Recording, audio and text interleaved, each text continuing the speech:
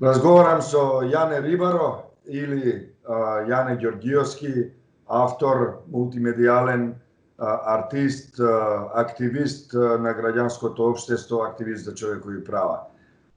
Moj soborec, moj kolega od pred polovina godina otprilika i čovjek koji vo Prilep беше jedan od najaktivnijih organizatori na Šaрената револуција и на други протести кои во времето на режимот го изразуваа граѓанскиот револт против практиките, политиките и практиките авторитарни на тогашната влада.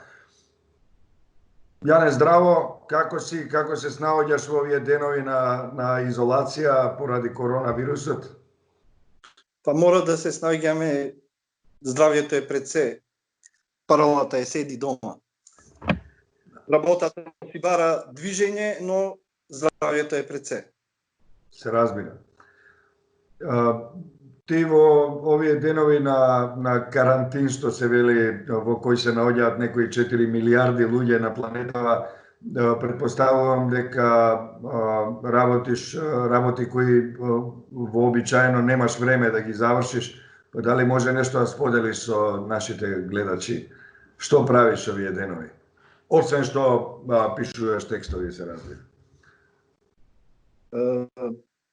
Интензивно се спремам за она што следи после карантинот.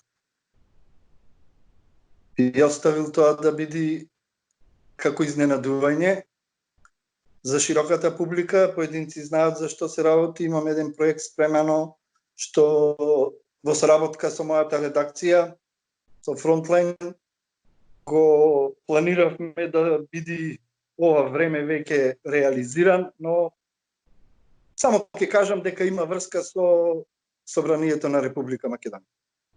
Добро. Во ред да се вратиме на денешниот датум. Денеска е 12 април, ден кога започна Шарената револуција. Цивил во меѓувреме излезе и со една иницијатива 12 април да биде прогласен за ден на граѓанскиот пркос, за ден на граѓанскиот протест. Ова е датум кога започна додуше првите ден, два, три и не толку нежни активности за изразување на крајниот револт на граѓанките и граѓаните на нашата земја против режимот, но потоа продолжи во нешто што прерасна во светски пример за мирен, но и многу креативен протест, односно израз на граѓанскиот револт. Дали можеш да ни кажеш нешто повеќе за тоа време, за Шарената револуција, за тоа какви беа приликите во Прилеп, што правеше ти во тоа време, за да им помогнеш на граѓанките и граѓаните на Прилеп, но и на целата земја, да се организираат во отпорот против режимот?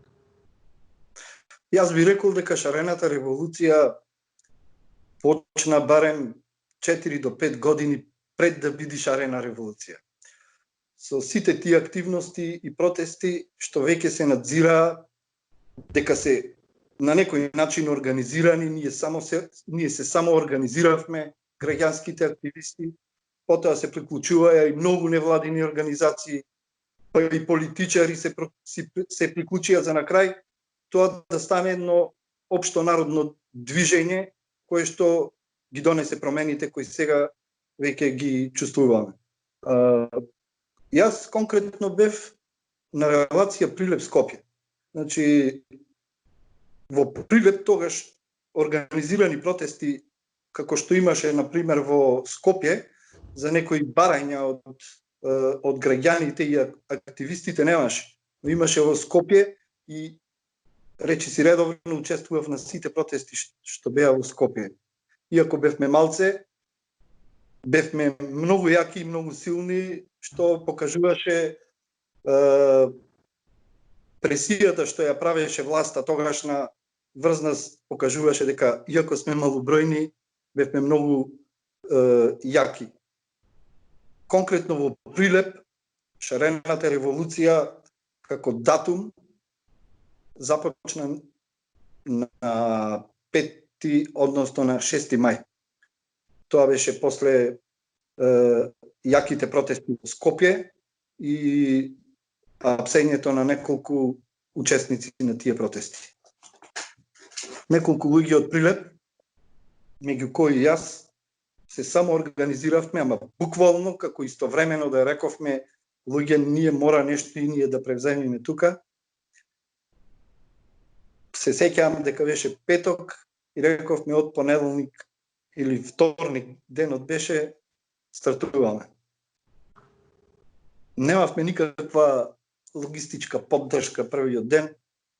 Започнавме на бина, со транспаренти, бевме организирани преку Facebook и преку ништо друго. Неколку портали, медиуми, тоа наше барање го за организирање на протестот го пренесеа, така тргна целата работа. Да, тоа беа многу возбудливи денови и времења кои, како што кажа ти, донесоа промени во земјата, а на самиот почеток од твоето сеќавање сподели дека шарената револуција не е единствената, се разбира, и ние заради тоа го нарековме тоа ден на граѓанскиот протест, а со тоа подразбиравме се што подразбира граѓански протест, мирен граѓански протест, протест со кој се изразува револтот против политиките и практиките кои ги загрозуваат човековите права и слободи. Се разбира, ние кога разговаравме за природата на овој датум, за тоа како треба да се одбележи граѓанскиот протест, ги исклучивме, по мое многу природно, оние протести на кои се повикува на убиство, на линч, на истребување на цели заедници или на етнички, верски, политички, па и други заедници во светот или во земјава. Ова е ден на граѓанскиот протест кој ја промовира слободата, ги промовира човековите права и слободи, човековото достоинство, правдата пред се. Дали можеш да споделиш некој момент кој ти оставил силен впечаток, кој останал во твоето сеќавање, кој би сакал денеска да го споделиме 4 години по овој датум? Два моменти ми оставија поголем впечаток, така, едниот беше во Прилеп, другиот исто во Скопје беше. Во Прилеп беше тоа првиот протест, кога за чудо се собраја околу 4000 граѓани. Значи, организирано не беше никако, туку исклучиво само преку Facebook.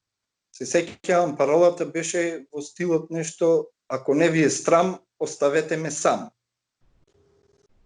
И изненаден од толку голем број на незадоволни луѓе, од една страна изненаден, од друга страна не може човек да биде изненаден, бидејќи вистина беше ненормално тоа што се случуваше на политички и секаков план во нашата држава.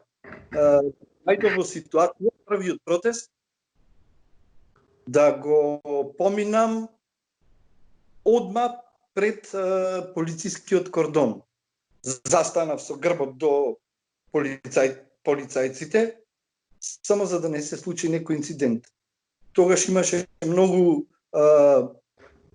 чести провокации од провокатори кои што намерно беа уфрлани во нашите протести. Тоа искуство го имавме и во протестите во Скопје и решив дека ќе го жртвувам мојот прв протест во борбата, само за да не ми се да не ми го испоганат протест. Значи, да не ни го испоганат протест од некои провокатори. И за среќа, инцидент не ни се случи.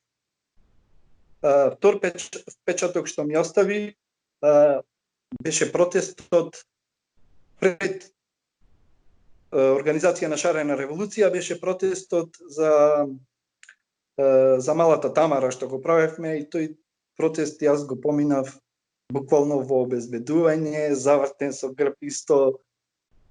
Мислам дека тие протести најмногу ќе ги паметам, бидејќи работев нешто на што во моментот не бев спремен, туку така излегува како инциденти.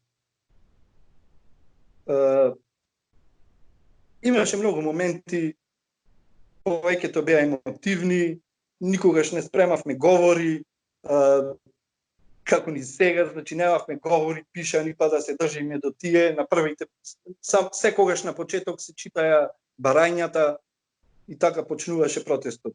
И беше многу интересно што ги имаше од сите, буквално од сите политички партии на протестите.